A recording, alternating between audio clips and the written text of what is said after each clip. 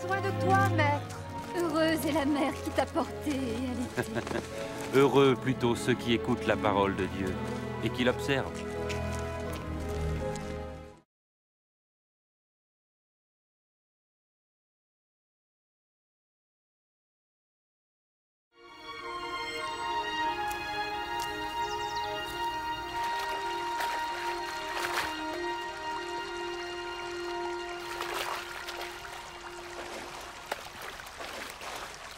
Apprends-nous à prier, comme Jean l'a appris à ses disciples. Quand vous priez, dites « Notre Père qui es aux cieux, que ton nom soit sanctifié, que ton règne vienne, que ta volonté soit faite sur la terre comme au ciel. Donne-nous chaque jour notre pain quotidien. Pardonne-nous nos offenses, comme nous pardonnons aussi à ceux qui nous ont offensés. Protège-nous contre la tentation et délivre-nous du mal. »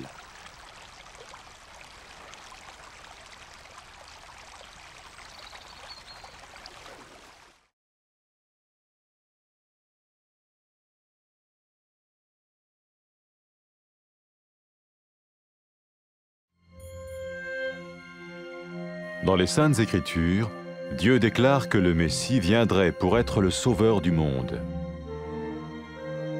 La vie de Jésus prouve qu'il est bien celui dont les prophètes avaient parlé. Ésaïe a prophétisé que la Vierge deviendrait enceinte et qu'elle enfanterait un fils. Des siècles plus tard, la naissance de Jésus accomplissait cette prophétie.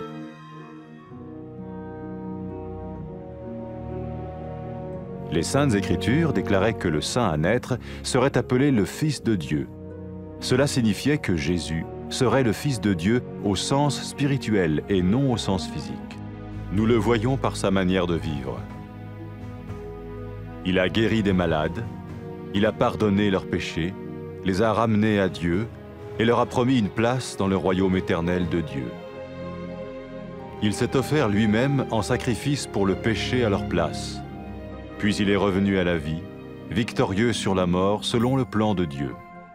Jésus a dit « Personne ne me prend la vie, mais je la donne de ma propre volonté. »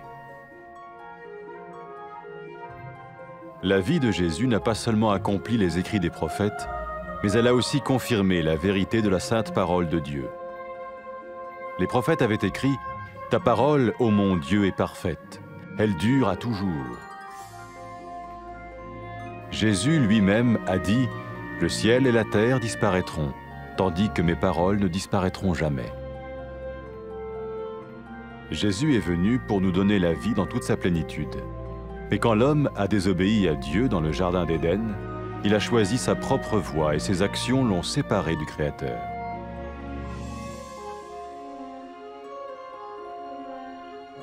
Les Saintes Écritures déclarent que tous ont péché et que le salaire que paye le péché, c'est la mort. Il s'agit de la mort spirituelle, éternelle séparation d'avec Dieu. Mais tout comme Dieu a donné un bélier pour qu'il meure à la place du fils d'Abraham, ainsi il a envoyé Jésus, le Messie, mourir à notre place. Sa vie, sa mort et sa résurrection restaurent la relation entre Dieu et tous ceux qui mettent leur confiance en lui.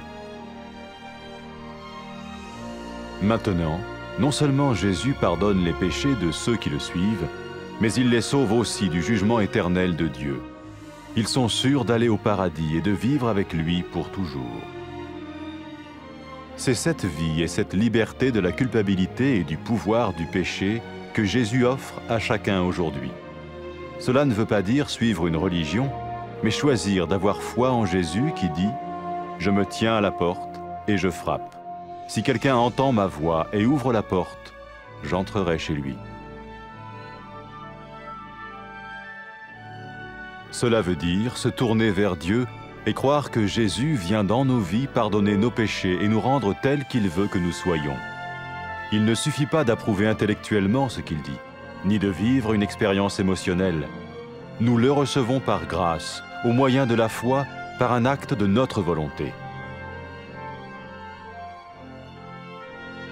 Lorsque quelqu'un est prêt à suivre Jésus le Messie, il peut lui parler par une simple prière.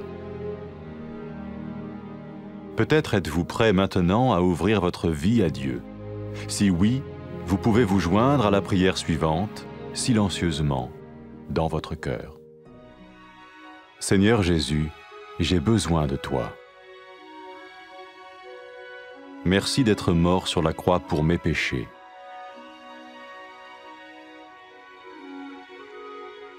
Je confesse mes péchés et je m'en repens.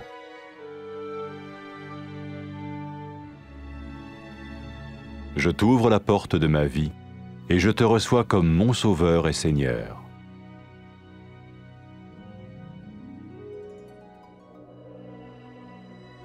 Merci de me pardonner mes péchés et de me donner la vie éternelle.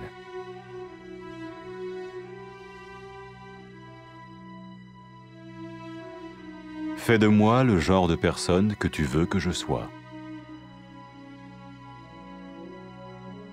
Maintenant que je deviens l'un de ceux qui te suivent. Amen.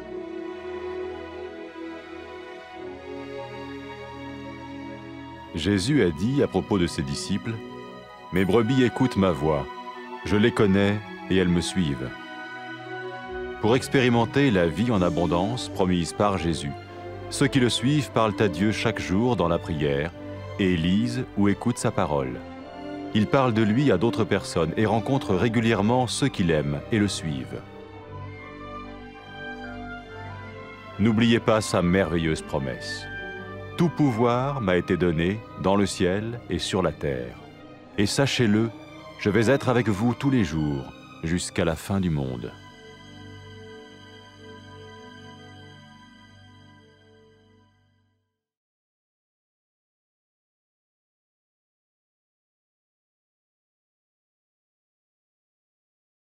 بی‌باش خدایا فرخنده از زنی که تو را زاده یا مزگاری ما بلکه فرخنده کسی است که سخن خداوند بشنود و به جا آورد.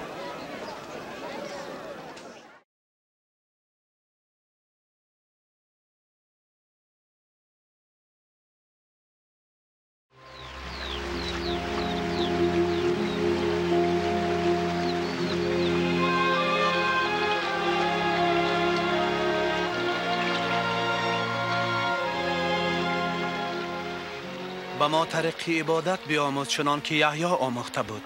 چنین دعا بگویید: ای پدر ما که در افلاکی، نام تو مقدس و ملکوت تو سایه افکن به سر ما باد. اراده تو در زمین و آسمان پاینده باد. گناه ما بیامرز که ما هم قرضداران خود ببخشاییم. ما را به وسوسه نفس نانداز و از شر شریر برهان.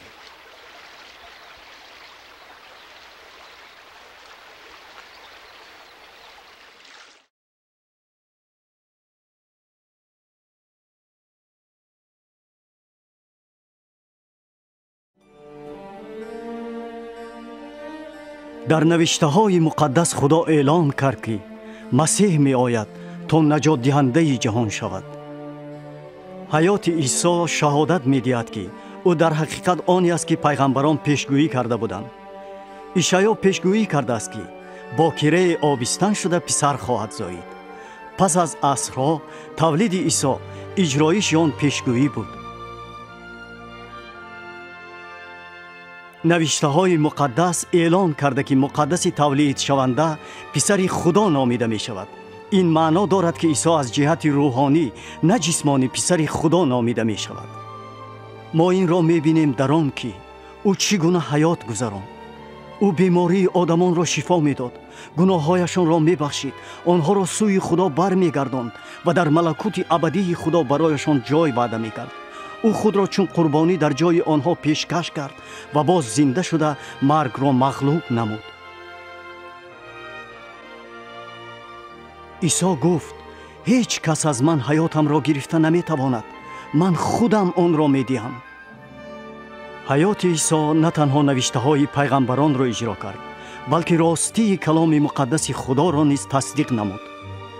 پیغمبران اعلان می کردند کلام خداوند بی عیب است، کلام توی خدا ابدی است. عیسی خودش گفت: آسمان و زمین گذرانند اما سخنان من جاودانی اند. عیسی آمد تا به ما حیات را به پرگی دهد. لیک وقتی آدم در باغ عدن به خدا اطاعت نکرد، انتخاب نموده به راه خود رفت، این کارش او را از آفریدگار جدا کرد. نوشته مقدس می گوید همه گناه کردند و جزای گناه مرگ است. معنای این مرگ روحانی است، یعنی ابداً از خدا جدا شدن. ولی چنان که خدا گوسفند داد تا در جای پسر ابراهیم مرد، همچنین او عیسی مسیح را فرستاد که در جای ما میرد.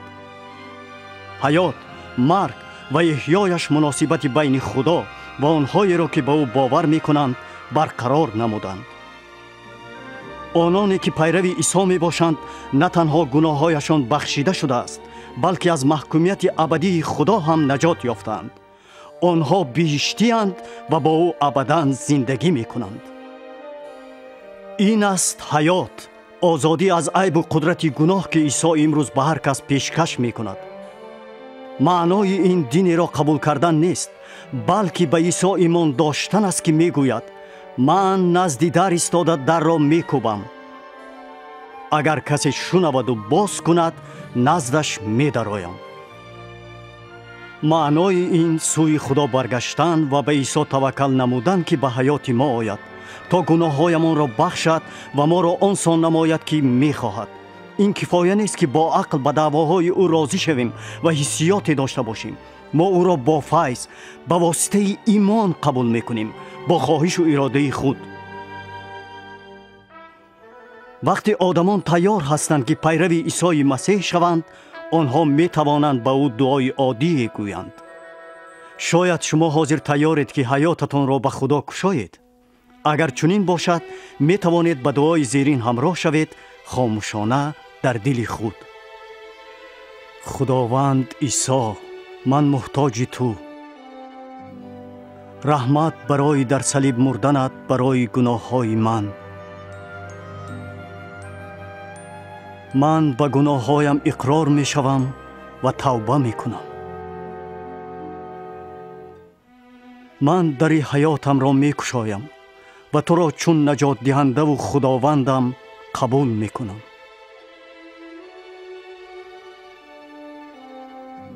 رحمت برای بخشیدن گناههای من و دادن حیات ابدی.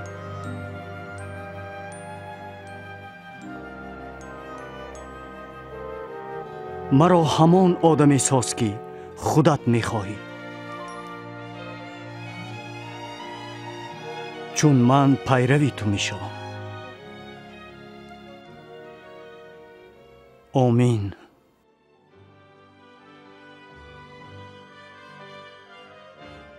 عیسی درباره پیروانش گفته گوسفندان من آواز مرا میشناسند، من آنها را میدانم و آنها مرا پیروی میکنند. برای چشیدن حیات پررو و فراوان که عیسی وعده کرده بود، پیروانش با خدا هر روز در دعا و خواندن کلامش گپ میزنند.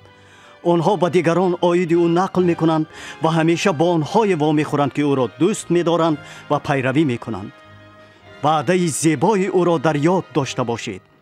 همه قدرت در آسمان و زمین به من داده شده است و اینک من با تویم همیشه تا آخر جهان.